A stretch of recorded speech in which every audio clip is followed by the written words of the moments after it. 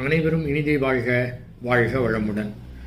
நம்முடைய உணர்வுகள் அனைத்துமே இயற்கையினால் கொடுக்கப்பட்ட அற்புதமான வரப்பிரசாதம். அத்தனை உணர்வுகளுமே நம்முடைய நன்மைக்குத்தான் வந்து கொண்டிருக்கின்றன. அதை பயன்படுத்தி நம்முடைய புற செயல்களை சிறப்பாக செய்ய முடியும். ஆனால் நமக்கு ஏற்படக்கூடிய உணர்வுகளை நல்லவைகளாக மாற்ற வேண்டும் என்று நாம் முயற்சி செய்தோம் என்றால் நம்முடைய வாழ்க்கையே மிகுந்த போராட்டமாக மாறிவிடும்.